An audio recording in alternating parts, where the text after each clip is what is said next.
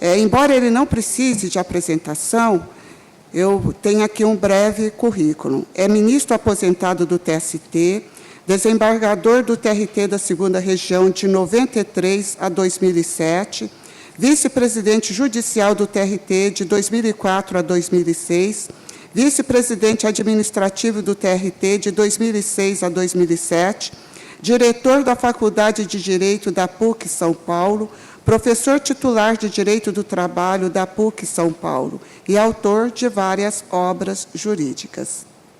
Dr. Pedro Paulo, tem a palavra. Bom dia a todos. Está aqui, né? Agora ficou bom. Bom dia a todos.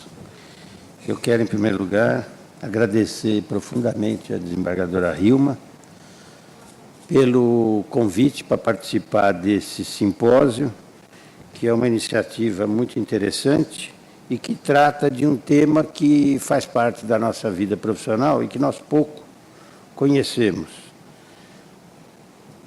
E quero cumprimentar os desembargadores, desembargadoras, todos os presentes, e dizer que tenho muito, eu não sei se é honra, eu tenho muito orgulho, muito carinho de participar aqui de eventos do meu tribunal. Eu fui para o TST, fiquei um pouco lá, mas meu tribunal é esse. Tanto que todo dia eu olho o site do tribunal para conferir se vai tudo bem, obrigado. Bom, e sempre vai, né? Olha só, o tema que eu tenho que abordar é desafios para a evolução da mediação e conciliação em dissídios coletivos. Mediação, conciliação, celeridade processual. Mudanças que se fazem necessárias. Então, vou confessar a todos que eu pensei primeiro fazer um texto teórico sobre esse assunto. Mas, diante do programa que eu vi aqui, eu me convenci de que não era o melhor. O melhor era eu tentar dividir essa minha fala, o relógio está aqui para eu não me exceder, em 2 momentos. O primeiro, para evitar de perder o fio da meada, segui um texto que eu fiz, que é fruto da experiência que eu tive quando fui vice-presidente judicial do tribunal. É um texto que se chama Mediação e Monitoramento, como forma eficiente de exercício do poder normativo na solução de conflitos coletivos de trabalho. Quando eu tive essa ideia, submeti a doutora Hilma, ela aprovou, e aí me pediu para falar também sobre o segundo tema, que foi uma tentativa que nós fizemos lá no TST de alterar a competência das sessões de dissídios coletivos, tanto a sessão de dissídios coletivos do TST, quanto aquelas dos TRTs grandes como o nosso, que se subdividem para conhecer da matéria de competência originária e derivada dos conflitos coletivos. Então, o que eu vou fazer é isso, é dividir essa minha participação nesses 2 momentos. Vamos começar com essa questão da mediação e do monitoramento. E para que eu possa situar o que eu pretendo enfatizar, precisa fazer uma introdução teórica, que é a gente pensar um instante que seja nas formas de solução de conflitos. A doutrina e a jurisprudência reconhecem 3, conciliação, mediação e arbitragem. Com um corte que a gente pode fazer entre os 2 primeiros e o terceiro. Conciliação e mediação são formas de solução de conflitos em que o conflito é solucionado pelas próprias partes.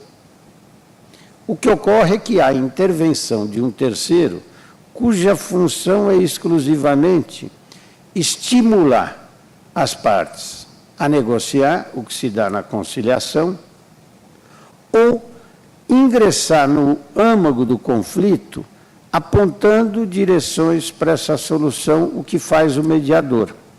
Eu tenho aqui até um texto pequenininho do professor Américo Plá Rodrigues. Lembra dele? Então, ele tem um livro que chama Meios de Solução de Conflitos, Direito Sindical na América Latina, Montevidéu, Fundação Cultura Universitária, de 95. O professor Plá Rodrigues diz o seguinte: sob a ótica teórica, se distingue a conciliação da mediação.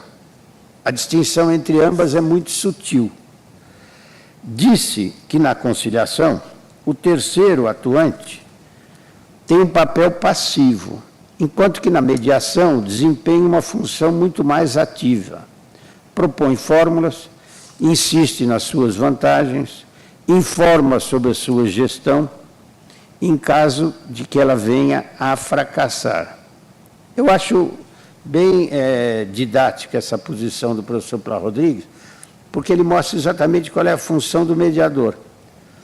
Nós acabamos, quando trabalhamos na vara, como juiz de primeiro grau, atuando mais como mediadores do que conciliadores.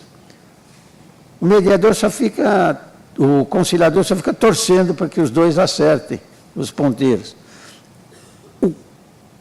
O mediador tem uma função mais relacionada ao âmago do conflito.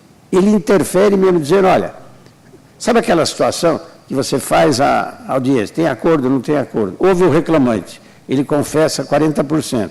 Houve o preposto, ele confessa outros 40%. Aí você para, vira para os advogados e diz, gente, a conversa mudou. Naquela inicial só sobrou 60% dessa defesa aí. E aí mostra às partes que não há como decidir em função do processo, a não ser negociando. E nesses casos a gente acaba conseguindo uma mediação. Pois a distinção fundamental é que, não obstante na conciliação, como na mediação, o terceiro haja apenas como agente estimulador, a solução é dada pelas partes. Na arbitragem, não. Na arbitragem, extrajudicial ou judicial, a decisão é dada pelo árbitro.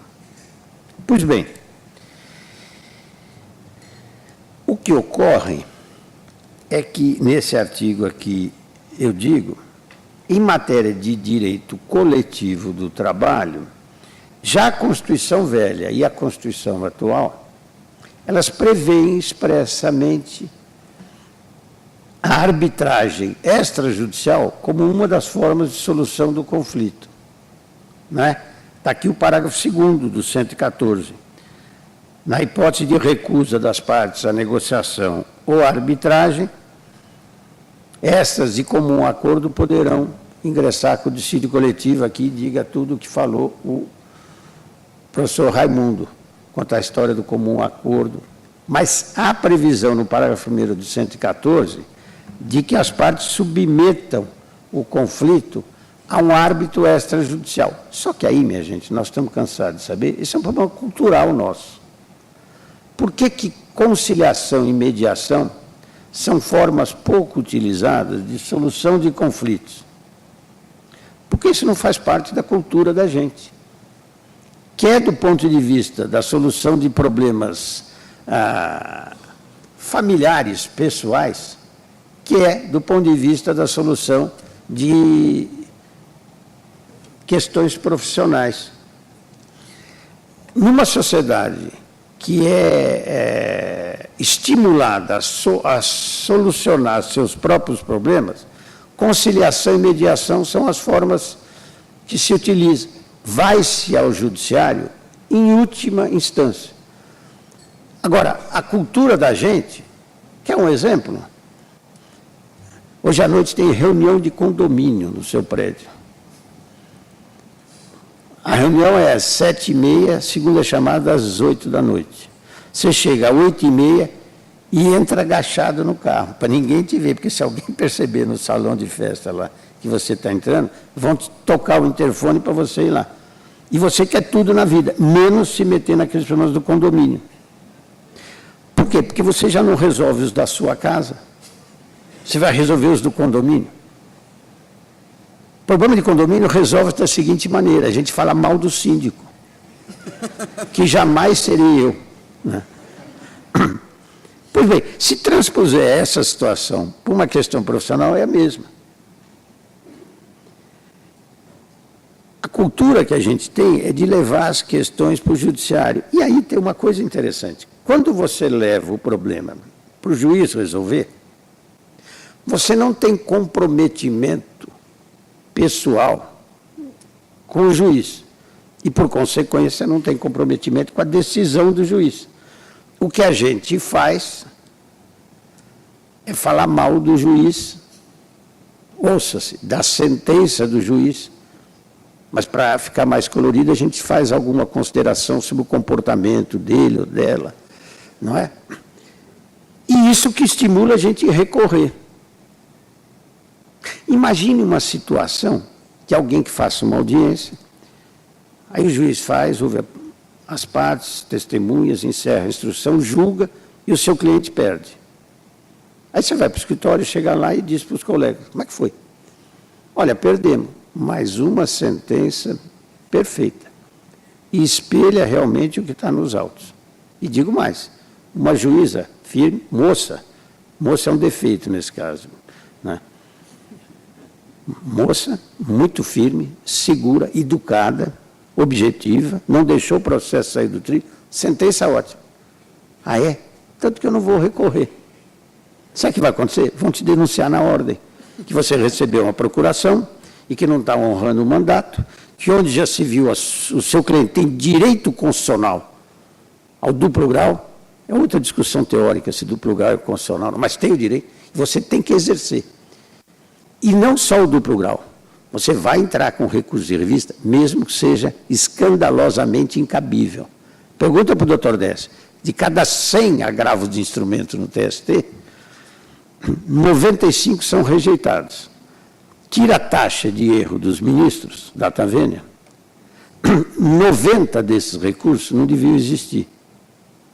Mas como é que eu vou deixar de recorrer se meu cliente não quer pagar? E chega a um ponto que eu fico pensando, será que nós não chegamos numa inversão de valores, que o meu direito de resistir ao comando da sentença se sobrepõe à minha obrigação de cumprir essa mesma sentença? Aí você entra com ordinário, quer dizer, primeiro embargos declaratórios, ordinário, depois pede a revista, agravo de instrumento, e vai embargando daí para frente, uns mandados de segurança, uma correição, etc.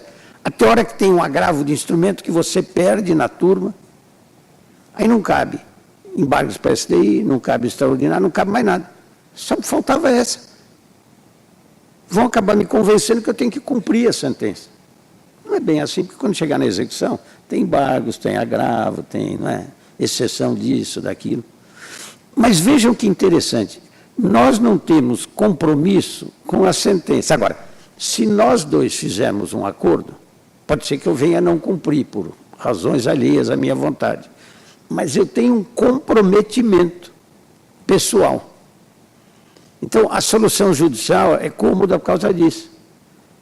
Eu lembro quando eu fiz concurso, quando eu estava fazendo concurso, lembra do doutor Helder Almeida de Carvalho, que foi presidente do tribunal? O doutor Helder era substituto. Um dia ele chegou para mim e falou assim, escuta, você tem certeza de onde você está se metendo? Eu falei, como assim? Disse para mim assim, olha, você vai fazer concurso para juiz. Eu falei, vou. Aí você vai passar. Eu falei, se Deus quiser. Aí você toma posse, entra exercício e vai na junta. Chega lá na audiência, se pergunta para o reclamante, o senhor recebeu os dias trabalhados? Não, senhor. Pergunta para o reclamado, o senhor pagou os dias trabalhados? Paguei, sim, senhor. Aí diz o doutor Helder, um dos dois acha que você é bobo. Geralmente os dois acham que você é bobo. E arrematou com essa, falou, e normalmente você é bobo. Me deu um grande estímulo. Depois, houve um acidente lá, eu acabei passando o concurso, mas isso sempre me ajudou. Quando começava aquela audiência, eu falava, lembre-se que o bobo aqui é você. Então, isso te deixa um pouco mais... Mas percebe como é? Não há um comprometimento. Por isso que solucionar os conflitos, né, individuais ou coletivos, de forma direta, é o modo ideal de solução do conflito. Ainda porque as partes sabem a história real. O que é comum é a gente desconfiar que aquela história que está no processo não é bem a que aconteceu. Agora, qual foi que aconteceu, a gente não vai saber. Então, quando se faz um acordo, quem está acordando sabe muito bem o que aconteceu, por que aconteceu, o que o outro pode e o que o outro não pode. Vamos transpor essa questão para o conflito coletivo do trabalho.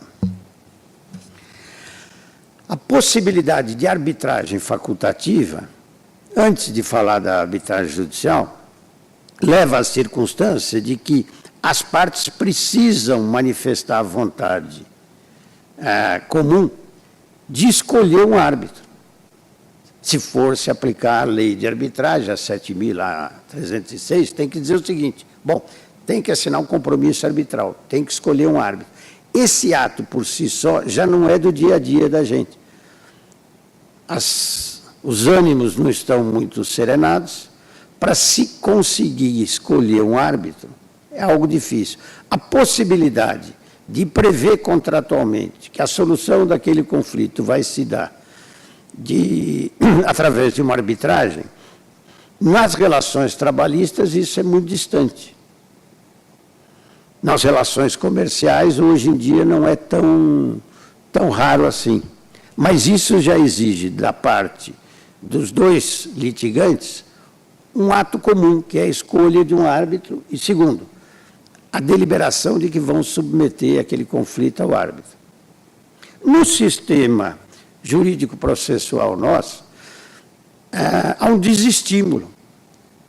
Não tem acordo, não faz mal, eu vou entrar em juízo. Depois da emenda 45, o comum acordo veio restringir um pouco essa atuação. E aqui eu assisti o finzinho da palestra do Raimundo, que já saiu correndo, e com quem eu não conversei, mas eu vi ele falando de um assunto interessante, que é simplesmente a história de que eu não concordo porque não concordo. Mas, de qualquer modo, a intenção do legislador foi restringir, talvez não, estimular a negociação direta.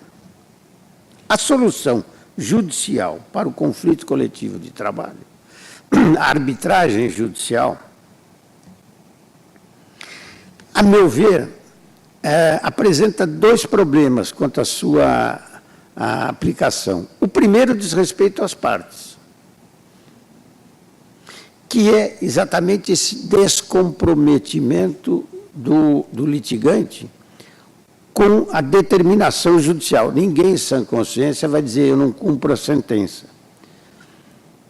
Mas ninguém cumpre a sentença com aquele ânimo que, na hipótese de um acordo, existe. Pode não ser o melhor dos ânimos, mas não há dúvida que fazer um acordo é melhor do que submeter a uma decisão. Mesmo porque essa hipótese que eu aventei do cidadão achar que a sentença desfavorável está muito bem posta, é raríssima, né? A não ser quando a gente julga. Mas quando a gente é uma das partes, a melhor sentença é que é favorável. Eu vou contar uma fofoca, só não vou contar o santo. Tem um colega nosso que hoje está aqui, que foi advogado há muitos anos, que um dia chegou para mim, um dia de sol bonito, um sábado, nós íamos fazer ginástica, e ele me deu carona, nós estávamos indo para lá, ele falou: olha, rapaz, a gente trabalha para chuva, mas tem dias que dá uma satisfação trabalhar. Não me diga.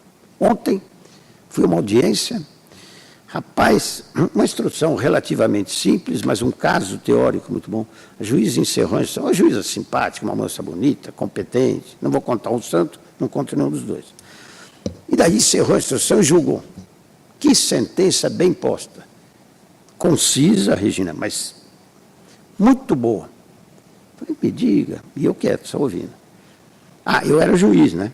E eu estou só ouvindo a história, e ele é advogado. Aí ele virou-se para mim e falou: a sentença é bem. É verdade que nós ganhamos, mas isso é uma circunstância. Mas olha, muito bem posta a sentença. E eu posso dizer, ele foi entusiasmado e falou: se não é a melhor das juízas da segunda região, é indiscutivelmente uma das melhores. Tá bom, fiz uma ginástica e tal. Um mês depois, estava garoando, tinha que dormir tarde, fomos lá para a ginástica, meio mal-humorado. Ele vira e fala: vou te contar, viu, pai? Às vezes me dá vontade de largar esse negócio de advogar, porque, olha, tem dias, pois ontem, rapaz, fiz uma audiência, uma juíza, uma arbitrariedade, e foi julgar em audiência, foi um desastre, sentença péssima. Não é nem de reformar, é de anular, uma coisa horrível. Olha, a juíza péssima. Aí eu sutilmente falei assim: mas quem que é só para o meu arquivo? fulano de tal, era aquela de um mês atrás. Eu falei, opa, espera um pouquinho. Como é que em um mês ela deixou de ser maravilhosa para passar a ser horrorosa? Aí ele se lembrou, falou, não, também, vai ver, eu exagerei um pouco da outra vez, mas é real. Ele não estava falando como advogado, ele era a parte, ele estava com raiva. Então, juíza boa é aquela que julga a favor da gente. Quando não julga, ela continua sendo boa, mas a gente não gosta. Por isso que a decisão judicial é algo complicado, sob a ótica da parte.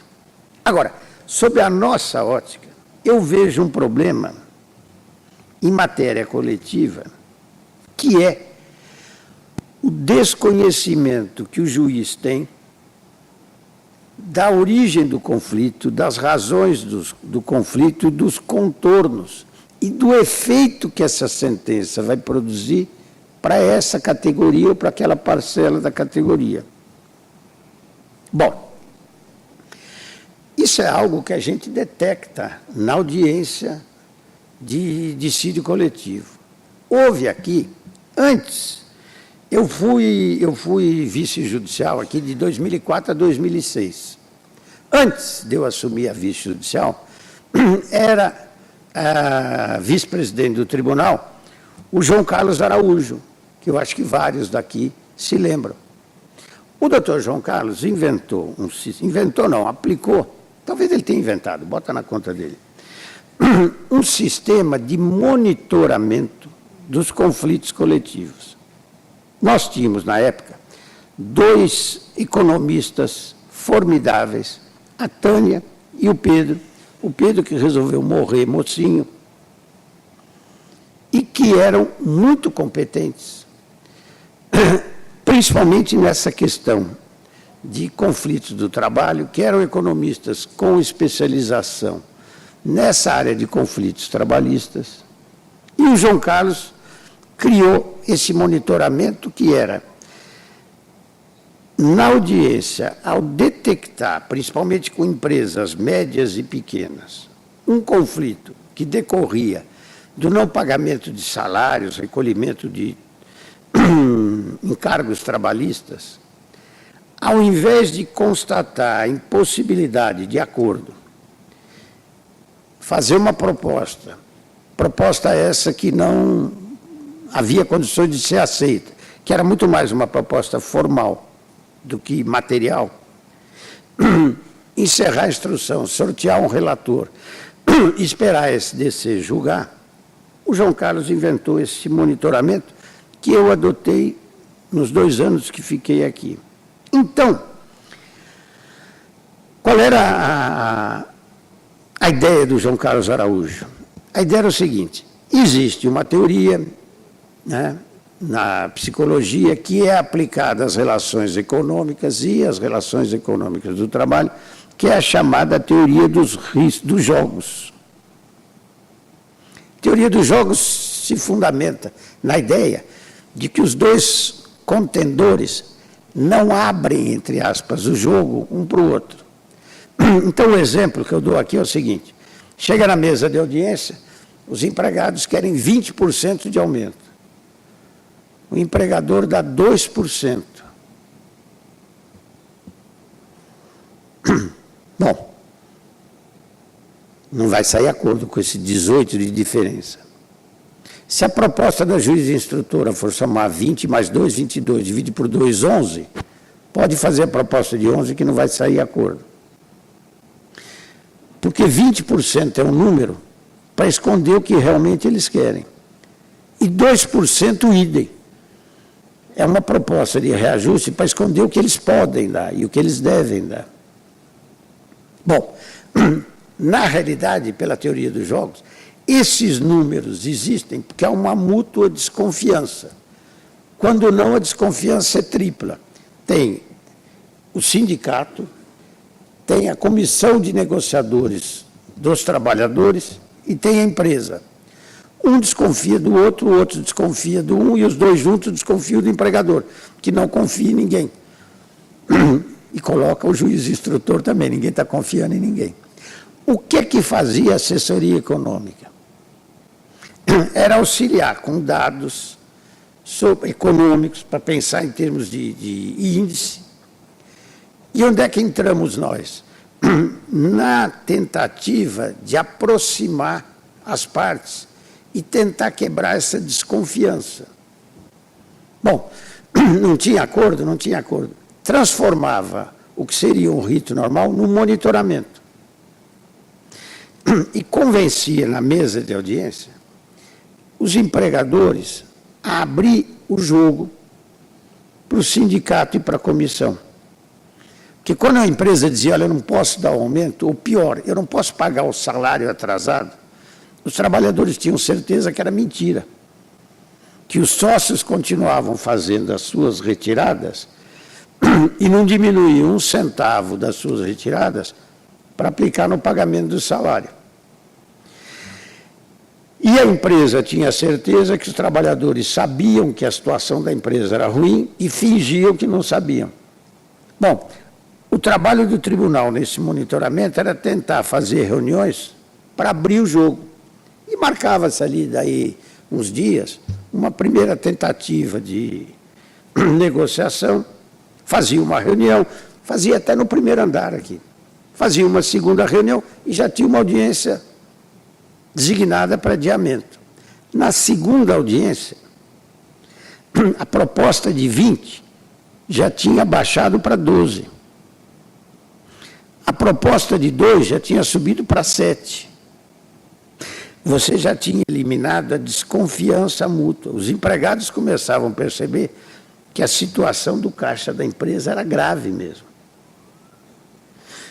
E os empregadores já tinham percebido que, embora a situação deles fosse ruim, era mais do que razoável, não 2, 5, 6, 7. Quando essa desconfiança desaparecia, surgia a possibilidade de monitorar, de mediar o conflito. E aí, nós fizemos muitos casos que começavam com a seguinte questão, escuta aqui, o que é que vocês precisam pagar que não é possível postergar? Matéria-prima. O que mais? Bom, luz, água, senão a empresa fecha. Bom, isso é sagrado, isso tem que pagar. E o resto? Bom, tem fundo de garantia, tem INSS. Bom, isso pode fazer um parcelamento. Outras verbas em que é possível, com o auxílio do tribunal, conseguir com os credores um fôlego. Nós uma vez pegamos uma metalúrgica aqui e a história era sempre mais ou menos essa. A metalúrgica era de um senhor imigrante, trabalhou a metalúrgica muito bem. Aí ele ficou velhinho, saiu e os filhos assumiram. E, digamos, não tinham muita prática em ganhar dinheiro, tinham em gastar, mas em ganhar não. E aí a empresa desregulou. A empresa tinha uma receita de 40 mil e uma despesa de 400. Acho que não vai dar, né? Em condições normais, quebrava essa empresa. Com monitoramento, nós chegamos, em prazo de 6 meses, a inverter esse quadro. Quando vieram para a audiência e pediram a extinção do feito, a receita era 400 e a despesa era 40. Acertaram os salários. O que o Pedro e a Tânia faziam, em caso de atraso de salário, a gente pegava uma tábua dos salários de todos os empregados, quem ganhava menos, a empresa pagava de uma vez. Quanto mais o cidadão ganhava, mais para a empresa ter fôlego, ia se pagando em prestações, até os cargos de gerência, etc., que o cidadão tinha lastro, que o pagamento podia ser feito em 4, 5, 6 vezes. Uma vez fizemos um que o gerente recebeu em 24 vezes, em 2 anos. E nós monitoramos por 2 anos. Quando pagou a última prestação para o gerente, não tinha mais débito. E esse processo foi resolvido pelas partes. E nós não mandamos para a SDC para julgar. Nós tivemos, nesse período, uma estatística em torno de 75% de casos que foram solucionados com a manutenção da atividade da empresa, com a regularização dos haveres trabalhistas e, fundamentalmente, a ação do tribunal foi tentar devolver às partes o crédito em relação à outra. Eu passo a acreditar na empresa e a empresa passa a acreditar no sindicato. A intenção do sindicato não é absolutamente dificultar ou inviabilizar a atividade da empresa. Mas, às vezes, pela maneira de agir, a impressão que se tem é exatamente o contrário. E os trabalhadores e o sindicato têm motivos, ainda que não sejam reais, motivos verdadeiros para duvidar da afirmação que a empresa faz. Depois do almoço, vem aqui o doutor Renato Custódio. Pergunta para ele, quantos processos de monitoramento ele participou? E no começo, quando o João Carlos começou com esse monitoramento, havia uma desconfiança, ninguém sabia onde é que isso ia dar. Mas depois, na minha época, era relativamente comum os advogados pedirem para não encerrar o processo e colocar num sistema de monitoramento. Claro que determinado tipo de conflito, determinadas empresas, empresas públicas, estatais, isso era difícil. Mas com a atividade privada, esse modo de solução era muito eficiente. Agora, para isso era preciso que o processo de dissídio coletivo permitisse que o tribunal conhecesse a realidade daquele setor, daquela empresa. O que, infelizmente, o processo não permite. Não precisa ir muito longe. Quando a gente era juiz em comarca do interior que tinha menos serviço, volta e meia fazia diligência. Quem aqui não fez diligência para entender como era? Aí você ia lá, via como é que era. Eu lembro de uma audiência, uma empresa estava fazendo um serviço, horas in itinere, lá em São João da Boa Vista. Tem horas in itinere, tem condução pública, um dizia que sim, outro dizia que não. Aí fomos ouvir testemunhas. Qual era a distância entre o local que a condução deixava o trabalhador e o local de trabalho? Testemunha da reclamada, vieram duas. Ah, é 500 metros, doutor. Falei, do ponto do ônibus até... É 500 metros. Ah, pois não. Primeira do reclamante. Qual é a distância entre o ponto do ônibus e o local de trabalho? Ah, doutor, dá uns 10 quilômetros. E como era São João da Boa Vista, eu tinha dois motivos para lembrar do doutor Helder. Primeiro, ele era natural de São João da Boa Vista. Segundo, eu era o juiz, então o bobo era eu. Primeira reação que eu tive, vou fazer uma cariação e vou prender todos esses mentirosos. Aí, lembrando do doutor Helder, falei, vou fazer uma diligência. Lá tinha pouquinho processo, então precisava arrumar. Amanhã a junta vai fazer uma diligência.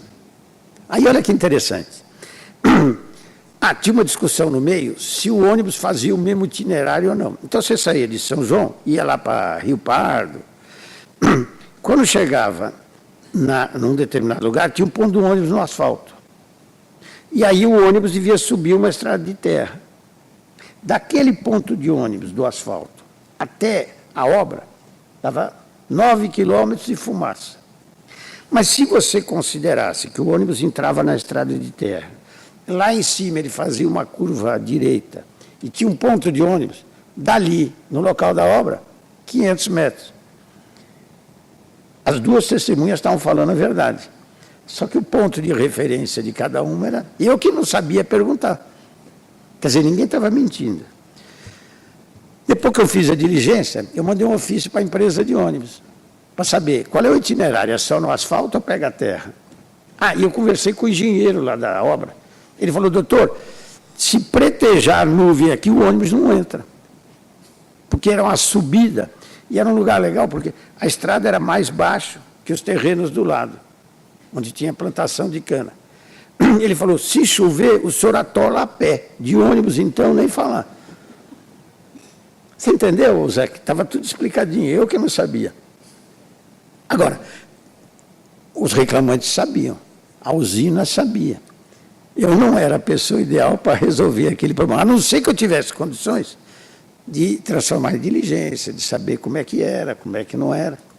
Em dissídio coletivo, isso é mais grave, porque há uma série de circunstâncias que envolvem o tipo de atividade, o tipo de empresa, a concorrência, se tem chinês na parada vendendo mercadoria 10 vezes mais barato, tudo isso junto, para que eu possa pensar numa decisão que seja justa.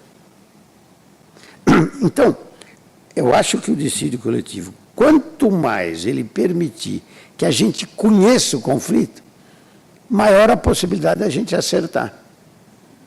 E essa experiência criada pelo João Carlos era muito eficiente. Agora, é preciso ter estrutura no tribunal e é preciso ter um volume de processo. Eu gosto de contar a história de quando eu fazia processo, mas a minha pauta eram 8 iniciais, 4 instruções e 3 julgamentos. Terminava o dia de audiência, 3h30, 4 horas, você estava até com a camisa apresentável. Agora, 8 iniciais, para não alongar a pauta, para manter a pauta. Hoje, você botar 8 iniciais, sua pauta vai para 10 anos, em 3 meses. Então, a situação é outra. Não adianta ficar dizendo, esses meninos não sabem fazer audiência. O que não dá é para ter um juiz no lugar de cada um do meu tempo. Tem que ter uns 5. Né? Em dissídio coletivo, a situação não é muito diferente. Agora, tem uma segunda questão que eu quero dizer. Então, eu, a rigor, acho que a melhor forma de solucionar conflito coletivo do trabalho é conciliação e é mediação. Excepcionalmente, arbitragem judicial. Para que essa tenha a expectativa de ser bem-sucedida, em bom português, tocar no conflito, é preciso que o tribunal tenha material humano e tempo suficiente para conhecer o conflito. Senão, a gente vai dar uma decisão mecânica que não resolve o problema, resolve o processo. Tinha uma época, quando eu trabalhava aqui no TRT, faz tempo isso, que era assim, o nosso tribunal dava 7% de produtividade. Por quê? Era cabalístico, era 7%. E você sabia que ia para o TST, eles iam reduzir para 4%. Por quê? Você acha que podia fixar um valor, 7%, em qualquer setor? Serviço, indústria, comércio, não interessava, pequena, média. E o TST idem. No Amazonas, no Pará, aqui no Rio Grande do Sul, 4%. Ô, minha gente, há alguma expectativa de que um julgamento desse toque no conflito? Bom, aí tem uma outra questão que a doutora Hillman pediu para falar. Eu confesso a vocês que eu pedi ao ministro Brito Pereira, ao ministro Valmir Oliveira da Costa e ao pessoal que trabalhou comigo no TST para a gente achar um projeto que a gente apresentou. Misteriosamente, ninguém achou. Não nos demos por vencidos. Ainda estamos procurando. Mas ontem à noite, eu descobri que não ia poder trazer o projeto aqui. Mas também ninguém ia perder tempo lendo o projeto, eu vou contar rapidinho. Mas a hora que eu achar, eu te mando. A história foi o seguinte. Houve um congresso de Direito e Processo de Trabalho, há uns 5 anos, que o doutor Décio também foi, e eu participei de uma mesa que era o ministro Horácio Sena Pires, que presidia, a professora Mauri e eu. E eu fui lá falar de estrutura sindical, de centrais sindicais, etc. e tal. E daí, terminamos, a professora Mauri virou-se para mim e falou, olha, eu vejo um problema na competência funcional do TRT e do TST também, que é a circunstância de conflitos coletivos serem decididos por turmas ou SDIs. Em tribunais como o nosso, que são várias as SDIs e várias as turmas, a jurisprudência não se uniformiza, porque o mesmo assunto é tratado de formas diferentes. Eu falei, mas como é que a gente resolveria isso? Diz o professor Amauri, se a gente pensasse em mudar a SDC de cessão de dissídios coletivos para cessão de direito coletivo, nós teríamos um fator de uniformização. Aí dei um abraço e um beijo nele e falei, ótima ideia. E saí todo animado lá no TST, garanto que não fiz muito sucesso. Quando foi na segunda semana do TST, que foi em setembro do ano retrasado, faz agora 1 ano e meio, lembra que na semana do TST dividia os ministros em 2 grupos, que iam cuidar da jurisprudência e os que iam cuidar da legislação. Eu fiquei no grupo de legislação e inventei essa ideia. Falei, gente, vamos fazer uma mudança regimental na competência funcional da nossa SDC. Todas as questões coletivas, e não só os dissídios, vão para... Aí falei com um, falei com o outro, tal. O ministro Alazém não achou muita graça. Aí ele virou para mim e falou assim, olha aqui, ó, por que não deixa isso para depois da semana e faz um grupo de estudos e produz um documento? Eu falei, tá legal. Quando nós fomos olhar, lembra que em 88, quando ampliou a competência do TST, criou SDI, SDC, regimentalmente, o TST pôde dividir a SDI em 1 e 2. Mas a competência da SDC está na lei. Então, nós descobrimos, primeiro, criou-se o grupo. Ministro Brito Pereira, eu, ministro Valmir. Sentamos para conversar. A primeira constatação, precisa mudar a lei. E o que eu estava procurando era exatamente o projeto de lei que nós fizemos. Projeto esse que transformava a denominação das SDC em cessão de direito coletivo. Ato contínuo, passava para a competência da SDC todas as questões de natureza coletiva, estrito sensu, me explico. Ações entre sindicatos, entre sindicato e empresa, federação e sindicato, federação e empresa, todas as que a gente possa imaginar. Iniciariam nas varas do trabalho, mas os recursos ordinários iriam para a SDC. Por quê? Nós teríamos rapidamente uma jurisprudência uniformizada na SDC. Para quem vive na segunda região, nós teríamos o posicionamento do tribunal sobre aquele tema. Hoje, essas ações que começam nas varas, que ensejam recursos ordinários para as turmas, sugerem e possibilitam tantas decisões distintas quantas forem as turmas, aqui em Campinas, no Rio Grande, por aí afora. Idem no TST. Quando você tem uma disputa intersindical, o recurso ordinário vem aqui para uma turma, da turma vai para a turma do TST, lá tem 8. Cada turma pensa de um jeito. Como lá o número de turmas é menor, não é difícil uma turma começar a resolver de um jeito e os outros perceberem e as outras turmas tenderem àquela mais demora. E até que isso aconteça, quantas e quantas decisões conflitantes. Aí você diz, oba, tem a SDI. A SDI é boa porque uniformiza. Bom, o que não ficaria nesse projeto para a competência da SDC são as ações coletivas, que eu diria impróprias, ou as mais novas. Uma ação civil pública continuaria na vara e SDI. Mas as questões coletivas, a proposta era concentrar na SDC para criar uma jurisprudência em direito coletivo, que me parece que não foi um problema que a gente tenha levado até hoje tão a sério, no sentido da necessidade de produzir uma jurisprudência segura. Maiormente depois de 88, com essa proliferação de sindicatos, de desmembramentos de sindicatos. Então, critérios para se aferir essa disputa e para decidir a favor desse ou daquele Se nós tivéssemos uma SDC com competência exclusiva, eu creio que para todos, sindicatos, empresas, para todas as pessoas, para os próprios desembargadores, juízes, isso seria muito mais tranquilo. A despeito da jurisprudência que vingar não ser aquela que mais me agrade. Mas isso faz parte da atividade. Não seria nem a primeira nem a segunda vez que eu seria obrigado a curvar minha jurisprudência predominante. A boca pequena eu posso falar mal, mas trabalhando tem que obedecer. Então, falta 15 para meio-dia, está na hora de eu parar. Eu quero dizer duas coisas. Quanto à forma de solução de conflito, conciliação e mediação, desde que,